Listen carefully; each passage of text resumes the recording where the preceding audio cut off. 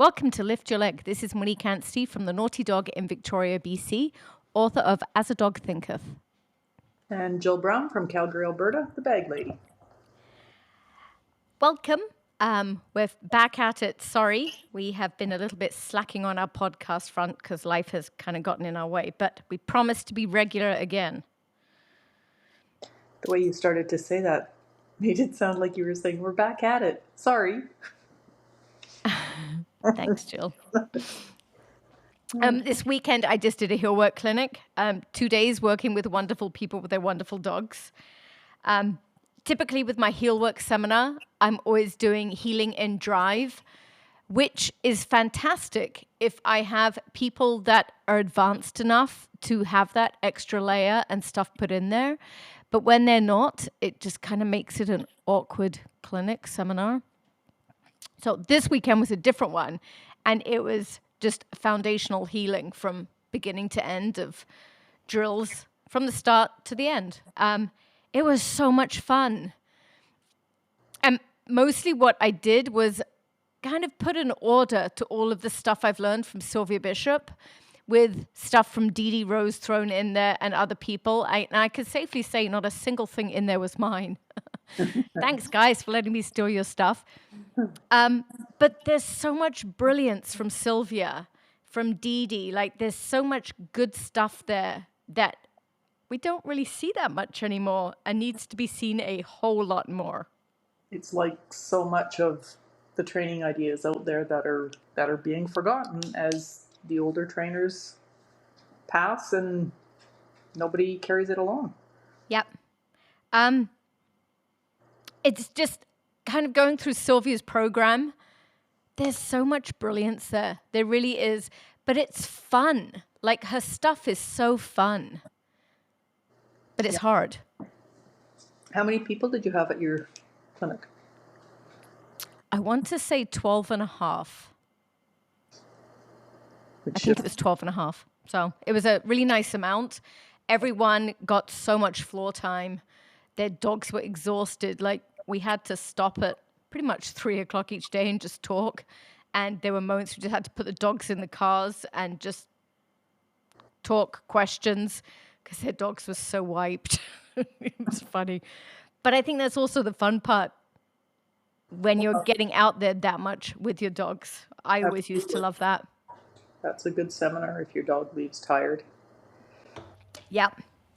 You've gotten to do a lot. One thing you said before was Heelwork shows your relationship with your dog. Yeah. And I could not agree with you more. It is. It's a mirror image of your relationship with your dog. It shows if you're boring, if you're connected, if you both adore each other, if you are overly controlling, if you are absolutely besotted with your dog, but that doesn't go both directions. Yeah. It shows everything. And I think that's why maybe I love healing so much. Yeah. It shows if you're a pushover. Yes. Yeah. Oh, and I think with the pushovers, I'm not going to say a name out loud. Don't do it. I'm not going to say a name out loud, but she instantly knows who it is as soon as I say this. They say their praise so quietly. If your dog has done something good, yell it to the rooftop. Say it loud and proud. Like, your command should be quiet and your praise should be loud. You should want everyone in that room to know that your dog is the best one in there. It should be authentic. Absolutely. And that's that. I mean, I suppose you can fake authentic just by being loud, but no, you can't. It's annoying. Loud on its own is just obnoxious. Yeah. And I think the mousy praise is authentic. It's just like you're embarrassed of your dog. Well, That's and but it is authentic. I find the dogs tend to kind of start wondering what's going on, like looking around. Why are you being so quiet? Yeah. So commands can be quiet. Praise must be loud. I think that's an important rule. Yep. Most definitely. So in some of the downtime when the dogs were done, there were some fantastic questions. And I think questions show, I think, the level of understanding of what people are picking up. Mm-hmm. And this may not be one of those questions, but I think this is a very important one that everyone struggles with. And that is, how do you get rid of food? So that was the question. That wasn't my answer. Okay. I'm putting you on the spot, Jill. What would your answer be? Or is that too mean to put you on the spot? No, as soon as you said it, I was like, geez, I don't know. Like I don't have a set pattern. I always go back to food. Like food is almost always there at some And that was my answer. The food is never gone, Yeah. but it's gone for moments. And Yeah. the dog has to know there's a possibility it may not be there, or that there's a delayed reaction in getting it. Like they're not going to get it right away. They have to work harder. So sometimes you always get it on A. Sometimes you get it on A, B, C, and D. Sometimes you only get it on D. And sometimes you're not going to get it until F or G. Like, Yeah. but it's always coming somewhere. You just don't know where. They should keep expecting it, but they also need to realize that it only comes with effort. They should always have the hope that it's coming. They just don't know when and where. Yep. And the hope, this is, I think, the clever part of trialing. The hope can't be expecting it at the very beginning. Otherwise, they're going to lose their momentum and be sad that it didn't come, or get frustrated that it didn't come and start squeaking. Yep. So they have to know to go the distance, but you can't always go the distance or you're going to lose all your accuracy. So it's a very delicate balance. Yeah, definitely. I used to do a bunch of, like I would set up a ring looking training situation, and I would go in and I would do maybe 1.5 exercises, and in the middle of it, I would run outside of the ring, and they get their treats or their toys out there.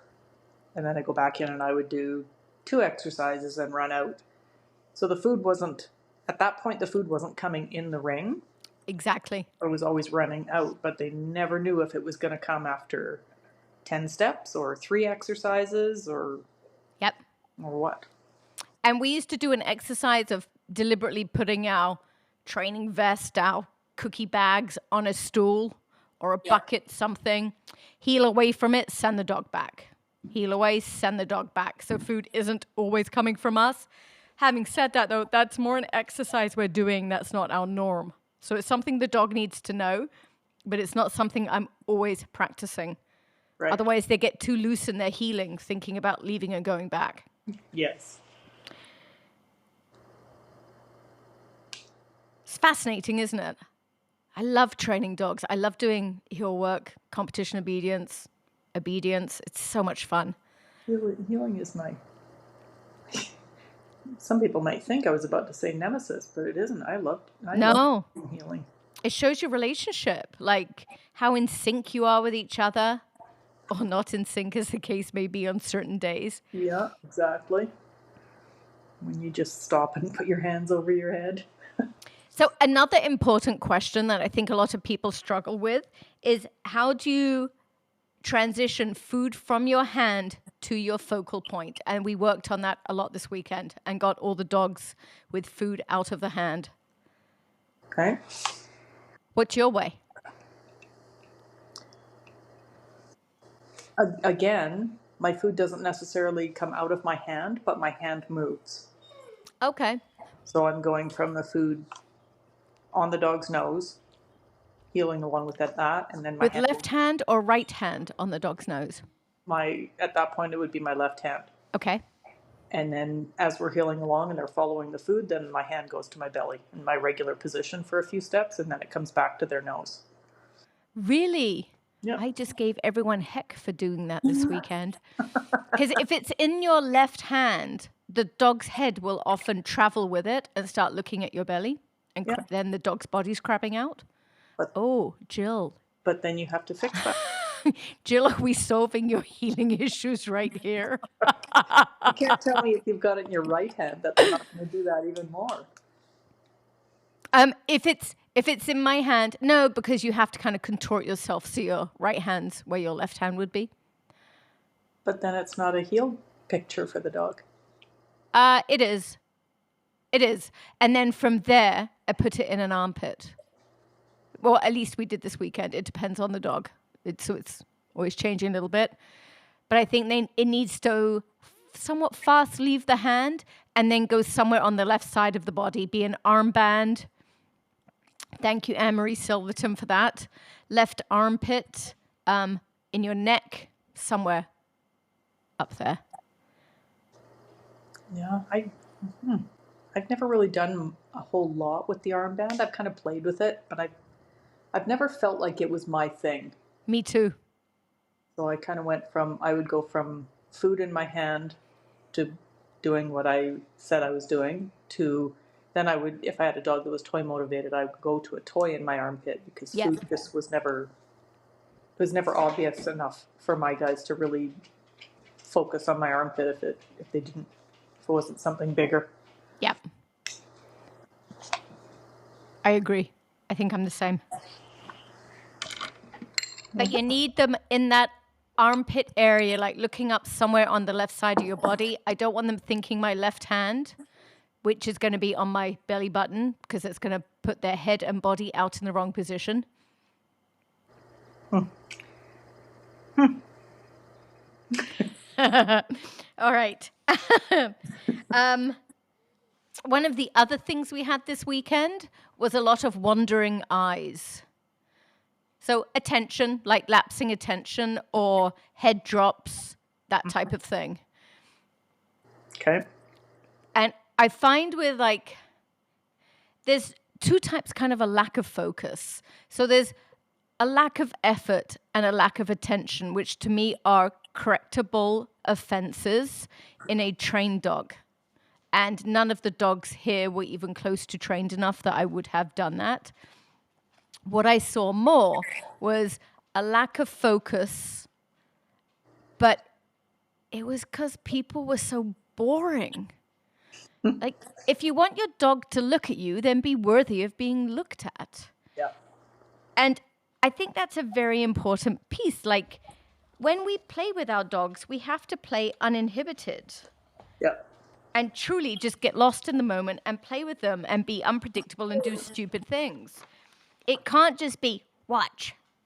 It needs to be so much more than that. Yeah. And once again, your healing shows your relationship. So if you're unpredictable and fun, you're probably going to have 90% of your dog's focus. Yeah.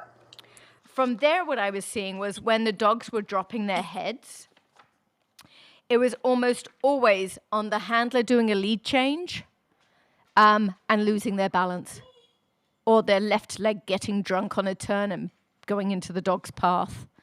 Okay. So the dog was just dropping its head to get out of their way. Okay. And I think this kind of takes it back to when you're training dogs, so often you have to look at what your dog is doing.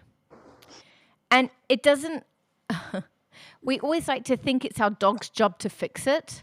Yeah. When in the case of head drops and wandering eyes, it's not on the dog. This is on us to change it. Sometimes the jobs are ours, not our dogs. Yeah, I mean, we have to see it and be able to do something about it. So our attention has to be as much on the dog as we expect the dogs to be on us. Which is one of my pet peeves of the dog staring adoringly at the person and they just start having a casual conversation with someone and completely ignoring their dog. Yeah. You don't get to do that. Well, definitely shouldn't. Well, you shouldn't. It's a double standard. If you're expecting your dog to give you full focus, then you need to give it back. Yes, absolutely. Hang on, I have to rescue a hat from my dogs. You're fading there, Jilly.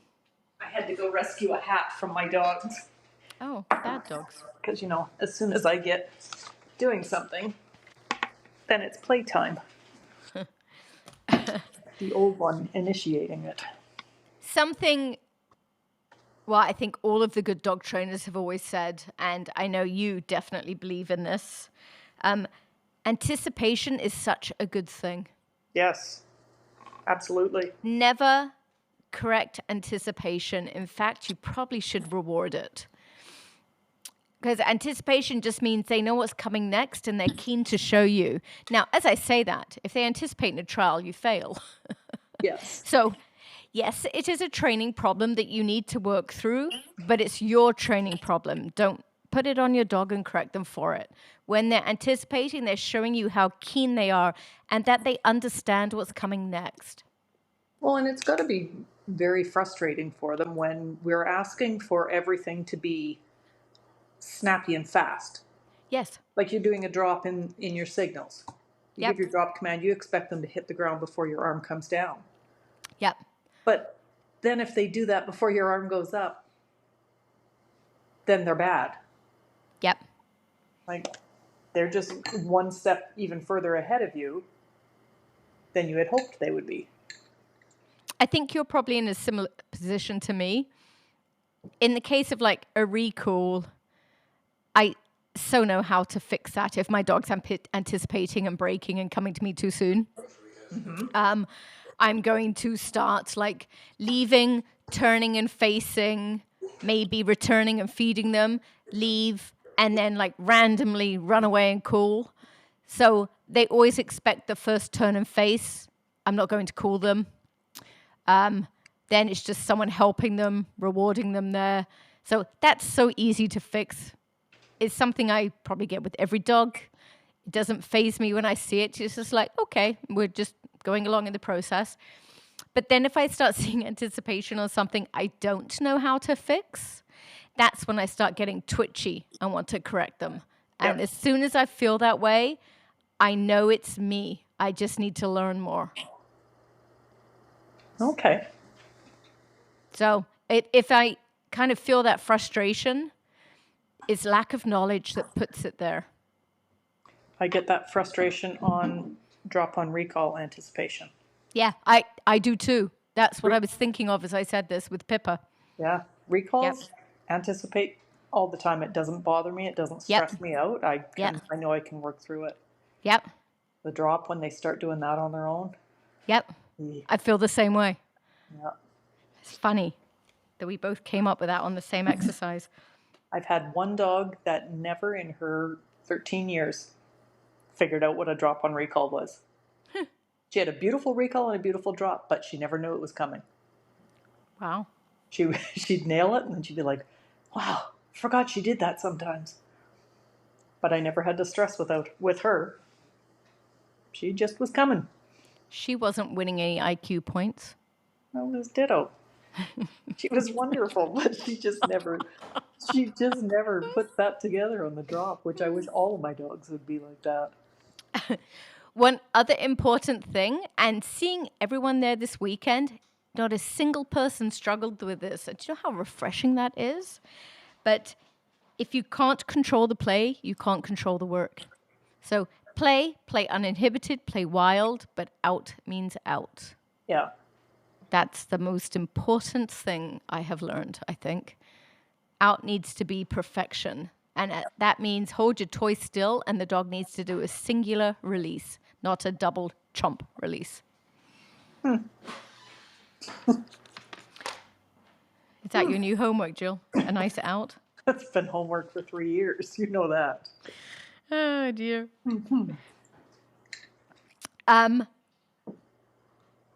Also, I think often, like, this is sport. This is our hobby. It's competition. Like, this is what we do for fun. Lighten up. It's not life or death, at least not usually. Your dog isn't out to get you. So enjoy your training time with them. And I'd have to say, of everyone there this weekend, they did. It was wonderful. It was so nice to see. That's good. And the emphasis always needs to be on teaching, not correcting. Yes. Especially in our sports. Like, it's fun. I do believe not a single correction was given this weekend.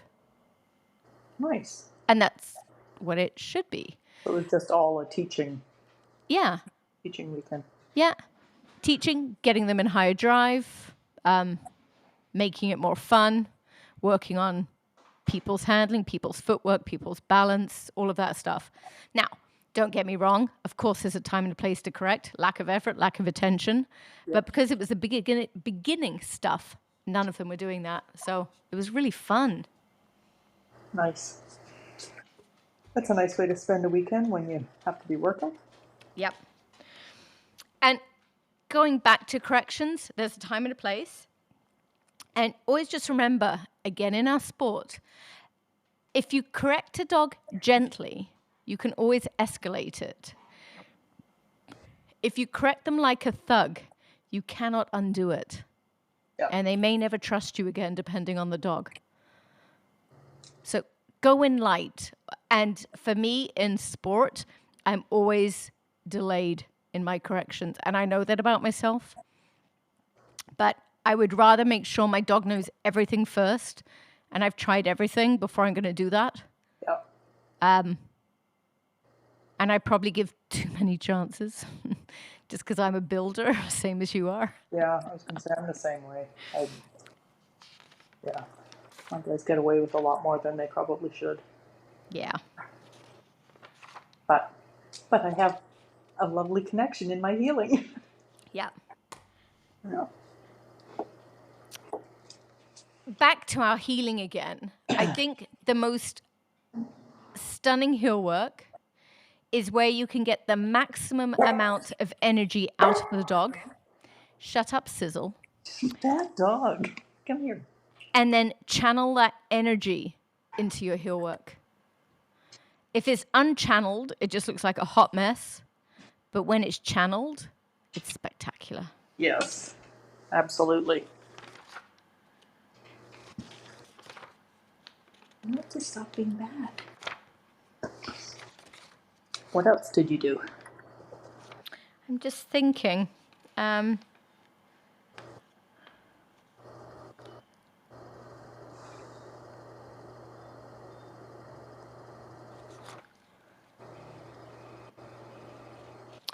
One thing when you're getting ready for competitions, I believe once in a while, it's so important to train your dog naked. No collars, no food, no toys, no leash, No clothes? no training vest. Please do wear clothes. No toys, and see what you have. Yeah. But that makes it so obvious where your holes are. Yep. On that note, we did Dee Dee Rose's plate game this weekend, which is where you have a bunch of plates on the floor, numbered 1 through 10. And this is one of my exercises that tells you if you're ready for competition or not. If you can heal from plate 1 through 10 or 2, 4, 6, 8 or whatever we make you do, without your dog dropping his head or losing his focus while you are actively looking for your plates in the next number, you're ready to compete. That's tough because you still have to be connected with your dog while you're searching. Yeah. But I think it just puts enough stress on you that it relates or it equals what you're going to feel in the ring when you're having to listen to a judge. Yeah. And the other stuff. It's a good practice for the real thing. I haven't done that in a very long time. But, right? But we need to do it more. It's such a good exercise. Yep. Yeah. One of my this actually is mine, of course, because it's mad and crazy, is healing with your dogs. And they have to get from one end of the room to the other. And in this case, they got a coffee cup lid and their cookie was on it. And I was allowed to smash their cookies off. So they had to get from one side to the other as fast as they could while keeping their cookie on there. So they're having to kind of dart around and avoid me and keep their dog's attention. That made these dogs so wild. But for the most part, there was one dog who was just like, yahoo, and forgot he was healing entirely. For the rest of them, their healing got so high, but stayed correct. And I think we have to truly have fun, like do stupid things and have fun. And the dogs pick up on that, and it shows in your work. Yeah. And once again, I'm obviously not going to do this every week, or my healing is going to look like hell. But once in a blue moon, it's important to have these games. I remember Jackie and Pauline used to have spoon on egg races, right? Once a year. Yep. Yep. That kind of stuff. That's so important to have with your dogs. Like, just be stupid, create these dumb games and get competitive and Well, and when you have those, it it changes training from being a dull routine. training Yeah. time, yeah, to it's actually going out and just fooling around and having fun with your dog. Yeah. Exactly. That's what it's supposed to be. Yep. Yeah. Any other thoughts on heel work, Jilly? I actually do. I'm sorry. I cut you off there. I began to let you speak and removed it fast. Oh, shut up. I think observational learning is something we do a lot in competition obedience. Such as we want our dog to gait with left, right. So we're doing Sylvia Bishop's aeroplane arms, where the dog's away from your body towards a piece of food.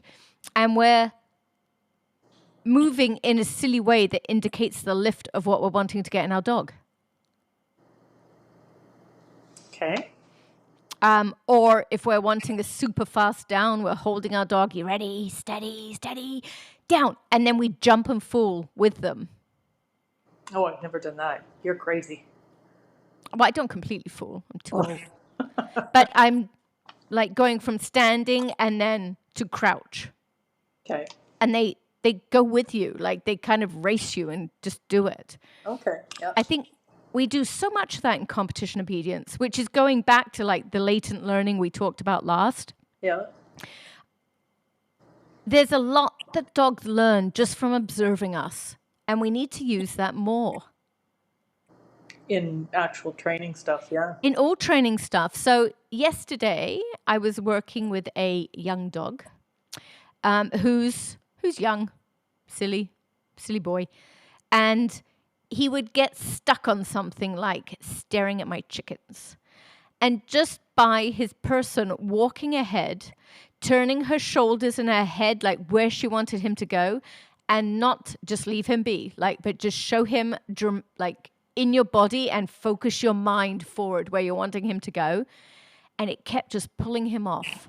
It was so cool. But we need to do a lot of that kind of stuff with our dogs because they're so in tune with us. We don't give them enough credit. Yeah. Just even like you notice that with bringing a new dog into your household, and all of a sudden they know all of the rules that you really haven't sat down and taught them. It's just day-to-day stuff that they're picking up from you and the other dogs. Like what? Don't steal from the kitchen counter? Well, only one of our dogs learned that one. Prada's terrible. Please. Please. Oh, dear. I almost sent my client a photo because maybe I shouldn't say this out loud. It's actually really fascinating, so I am going to say it out loud. She had a naughty little Aussie puppy, and this puppy used to like run at her full tilt and kind of jump and grab her arm. But super cool dog. And then slowly, just through training, it all just kind of went away. And this dog's still very young, but kind of just became an old lady. So she's doing stuff with her sports, agility, that kind of thing. But there was a bang, and the dog couldn't work through the bang. So she became so noise sensitive that I would say it's at the point of being a phobia. So they went on their honeymoon. I have their dog. So they give me this delightful herding breed that's so wonderful and easy to live with. And I've had her a while. They are not getting a wonderful dog back. They're getting a dog that acts 6 years younger and is that spunky, sassy, naughty dog that they had before. But this is the key here. She has zero noise sensitivity going home. Isn't that fascinating?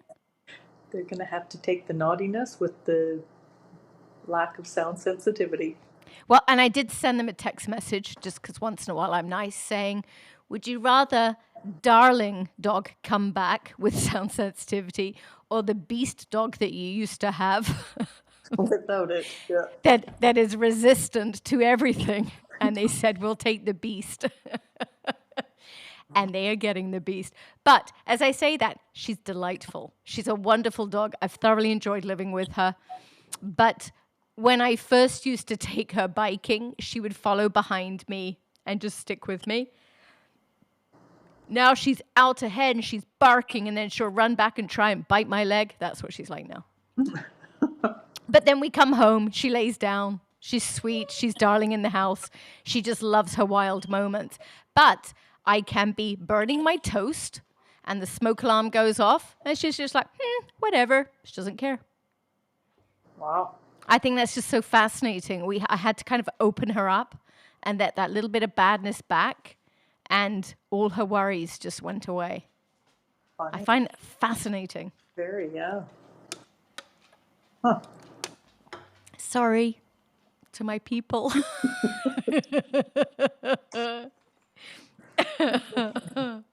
So they'll be pleased regardless. I'd rather have the naughty dog for sure. Oh, so would I. Rather than one that's not enjoying her life anymore because she would just shut down and worry for hours about a sound. This dog doesn't worry anymore. I would take the joyous one any day, me personally. And it's not that she's being a menace in any way. Where on our bike ride today, we came across multiple people. So when we stop, she comes, she sits beside me, then off we go again. So her training is amazing. It's just that when things gear up, she's running and loving it. And I enjoy that.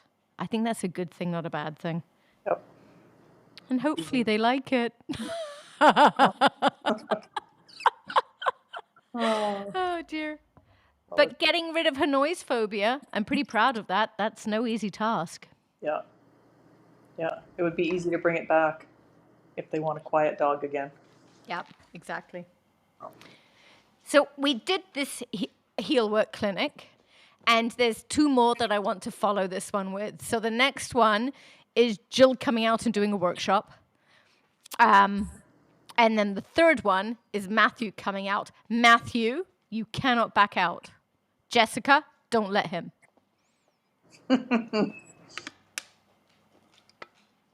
Jill, what were the tentative dates you were coming? It was in November. Which there was a weekend in November that you needed for something else. So I could do either 9/10 or 16/17. 16/17. Is what you need? No, that's the one we're doing it. Okay. So people November 16th and 17th. That's when Jill's doing her workshop. There you go. What else would you like to add about Heelwork? Anything? I don't think so. I want to talk about something just because I'm obsessed with it. And this is 100% Sylvia. No one else has ever taught me this. And it's about lead change in our legs as we're doing figure 8. So for all of you obedience people, do you remember Sylvia Bishop's figure 8s made with cones that we always used to heel? And just as you're coming through the middle and then leaving the middle, the dog's heads would drop before you do the straight part. And those moments right there is when your lead leg is changing. And that's when the heads drop, and it's then your job to make that transition so smooth that your balance shift does not affect your dog's head. So that's everyone's homework, and I want to hear how you do with it. I have way too much homework. I think I could safely bet Sizzle's head would not drop. Prada's would. Well, Sizzle has never had a good head up position. She wouldn't drop her head, though. Well, no, but she'll move her eyes. She has learned to keep her head up, but her eyes are still everywhere, and that's just temperament with her. Yeah. Yeah. I'll have to play around with it and do some videoing for you. Yeah. Harry can do it. Pippa can do it. And I'm dying to know if blind Rupert could do it. That might be a bit mean. Might be. How is blind Rupert doing it? He'd have to be following food in my hand. Yeah. Which, given his prednisone, might mean bitten, mauled Yeah. hand. I was going to say. Yeah. All right. Thanks for talking with me, Jill. Thank you for listening, everyone. And is that it? That's it. All right. Sizzle comes by with another toy. Thinks I'm still doing stuff. All right. Talk to you next week. Thank you, Jill. Susie. Bye.